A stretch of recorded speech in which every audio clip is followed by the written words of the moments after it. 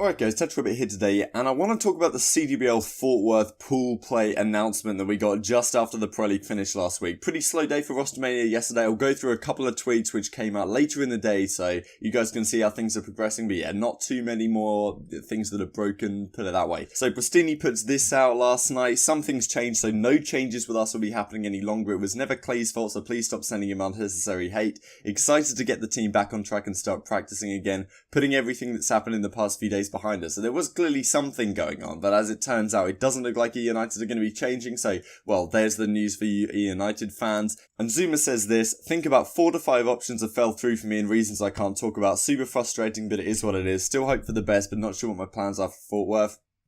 This tweet has now been deleted, which is interesting. My assumption is that it's something to do with the buyout that he maybe has from FaZe Clan, which some of the teams that want to pick him up can't afford, or they're looking for other SMGs or something like that. But those are a couple of tweets I wanted to bring to your guys' attention. So let's get into CWL Fort Worth. Like if you enjoy, subscribe if you're new as always, I'd really appreciate it. So this is CWL Fort Worth. It's going from March the 15th through to the 17th. And today we're going to be going through what the pools are looking like for this event and, you know, what I think should happen down the line. Keep in mind, this tournament has 2 different sections, the pro section and the open section. This is likely how events are going to be run from, well, the rest of the year and maybe even into next year as well with the franchise situation. I did make a video on franchising if you guys want to watch that. Down in the description box below if you don't fully understand it. But the way this is working is you've got the pro side, which is all the teams in the Pro League, and then you have the open tournament. So the pro tournament has a $250,000 prize pool. And we'll go through the prize distribution in a second. The open side of things, this is all on CoD Gamepedia, by the way. I'll give the link to this in the description box below as I usually do. And yeah, so the open tournament has a prize pool as follows. So yeah, if you win the tournament, you get $15,000. It's not exactly spectacular. If you win the tournament on the pro side, then you get, you know, a fair chunk of change in 125 grand. So that's how it's going to work. And these are the pools, starting with Pool A. So we have Gen.G who are 6-1 in the Pro League, Heretics that are 5-2, EUiU are 3-4 as you can see right here, and then Denial at 2-5. But they had a very strong finish to the week, of course, beating Splyce and then beating out Excelerate towards the end of the week. Now, just to note here, there will be no open bracket team going into this pool because we have the situation where the pro tournament and the open tournament are separated. So if you're not in one of these teams after this roster change period that ends on March the 8th, then you have a situation where you're not going to get into pools. The maximum you're going to be able to place is top, 17, I guess. You can place top 17 and get 15 grand, but if you're not in a league team, you're not going to be able to get those big bucks, baby. That's basically how it works. So there will be no open bracket team we have to really worry about here. And as a result, there shouldn't be those boring Saturday matches where we get a situation where the pool play teams, the pro teams are beaten up on the guys that have just come through open bracket, which usually makes Saturdays a little bit lackluster, at least at the start of the day. So yeah, just to clear that up. So we have Gen.G, Heretics, EUiU, Denial. In terms of how they're doing in the Pro League, it seems to be relatively clear cut, right? We have Gen.G at 6-1, we have Heretics at 5-2, and then EUiU at 3-4, Denial at 2-5. It does very much seem like these teams are going to be sticking through the course of the roster change period.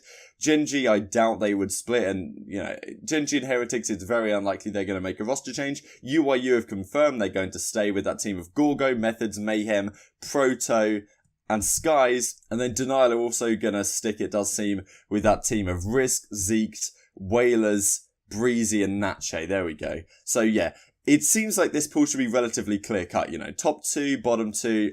It would make sense. It seems like this pool should be relatively clear cut in terms of who's the best teams right here. Heretics could maybe take it over Gen.G, but it seems like Gen.G are a really solid team right now. Whether they can keep up their unbelievable S&D performances that really got them that crazy record that they have is, well, we'll have to see. I do think EUiU and Denial can be scary teams, but at the same time, Gen.G and Heretics have looked a class above these guys in the last couple of weeks. So you've got to presume it's going to go as the seeding is. So then we've got Pool B, 100 Thieves, Red Reserve, Enigma 6 and Evil Geniuses. This is an interesting one. So these teams went as follows. 100T topped the pool at 5-2, Red Reserve at 4-3, Then we've got Enigma 6 at 3 and 4, and Evil Geniuses at 1 and 6. And of course, there are some potential roster changes to come into play here, but we have a situation where 100 Thieves are looking incredibly good right now. Priester has just rejuvenated the team. I guess you've got to give a lot of credit for, to Crowder as well as the coach right now. They're looking much, much better on the server right now. Very, very impressed with how they're performing. On that performance, there's no reason why they shouldn't be topping this pool. Of course, these teams only play single round robins, so a single match not in their favour can completely go against them. The top 2 teams here will advance to the winners bracket. The bottom 2 will go through the losers bracket. So it's a big deal, obviously, if you place top 2. And Red Reserve have always been that team that kind of tends to be on the brink in pools and then maybe turns up towards the end once they go down to losers. But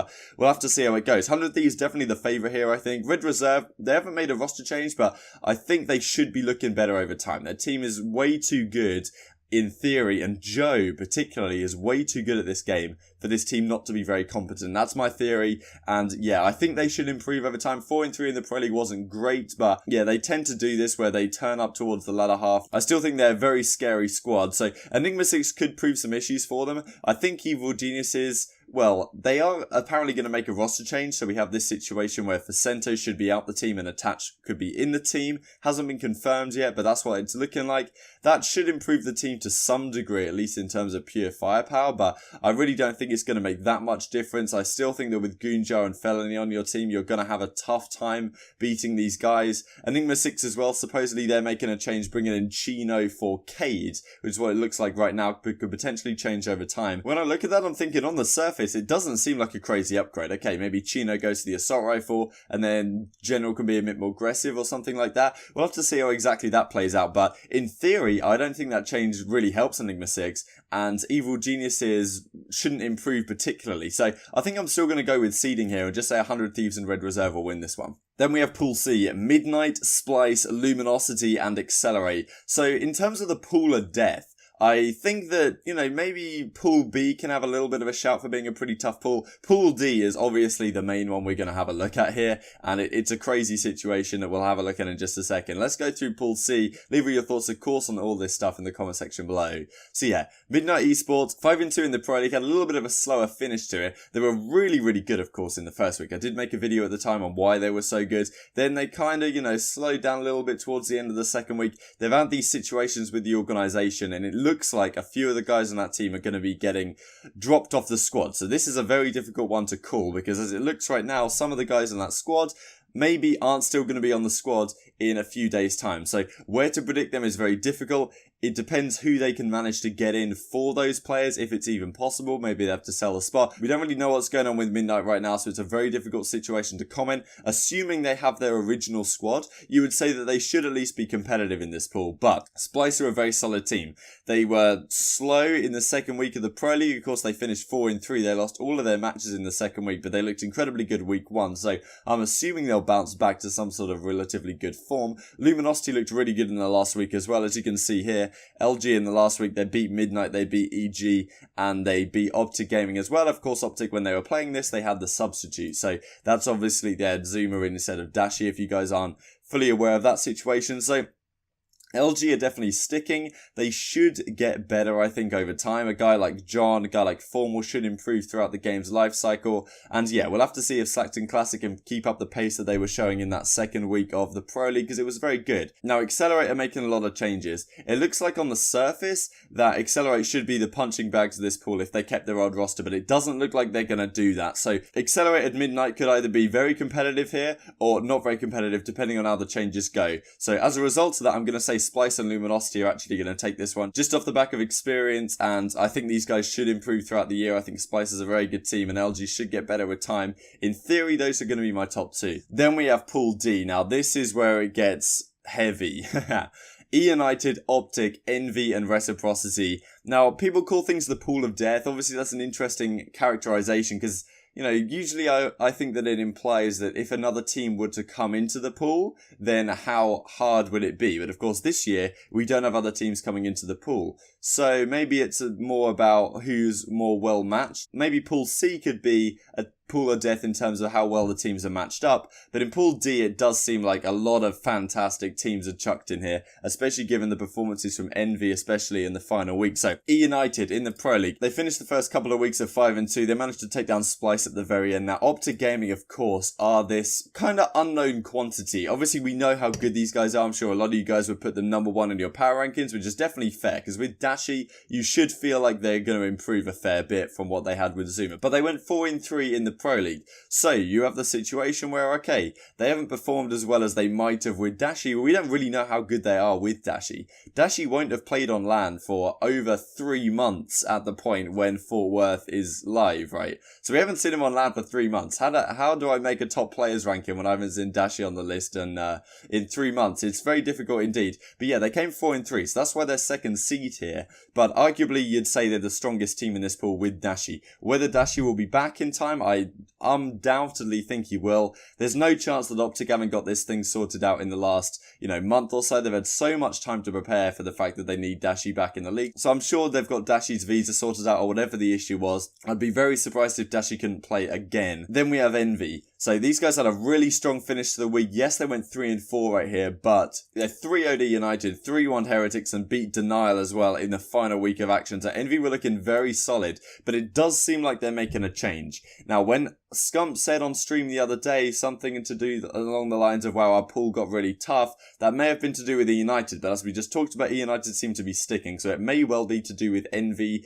A lot of rumours surrounding EnVy are going to be changing their team, and possibly quite a few names on that team are going to be out the door, so it's difficult to characterise exactly how good this team is right now. Reciprocity as well could get a lot better. Dent is out the team in favour of Dylan. Now that should improve the team in theory in terms of firepower, especially in terms of the role situation. Whether they'll be good enough to beat the 3 teams in their pool as we see it here is very doubtful. On the surface, you've got to say that I guess OpTic are going to be number 1. EUnited and EnVy both have shown some weakness here. OpTic should be better than EUnited in theory, especially how they played in the latter half of that second week of the Pro League, and with Dashi back on the team, I guess you've got to say that they're still going to be probably the best team, or at least very much up there. So yeah, probably EUnited to be competitive, but I feel like OpTic might just have it. And then we have Team EnVy, of course. Now we don't exactly know who's coming onto this EnVy squad, but they won't have a lot of time to practice with that new squad before CWL Fort Worth. So my prediction's going to be OpTic 1, EUnited 2, EnVy 3, and Reciprocity 4. I'd really like to put Reciprocity higher, but I just feel like, okay, they haven't got that long to practice with Dylan here,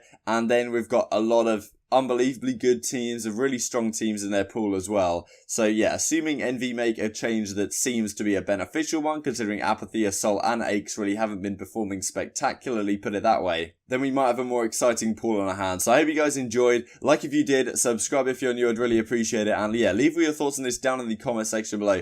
What do you think's the pool of death? Who's going to come out top of each pool? And yeah, who's going to win the event overall? I'll do more predictions down that line as we get closer to the time, starting March the 15th, of course, live on twitch.tv. And yeah, well, it's a fair few days away right now, but I'll leave all the relevant links in the videos I do closer to the time. So I hope you guys enjoyed. Thank you guys so much for watching as always, and I'll see you next time. Got one on the platform. Another one on the platform still.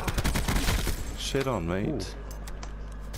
Don't know where last guy is. That's the only 2 I saw.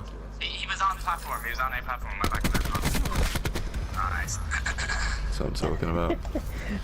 Yeah, I have to send one more full kit wanker. Then we'll get really into this game, because this is a good one. It's not going to be a big boys buying it. It's got a little more work in, but I just like the fire he has. It looks fucking lovely. Switching rally site.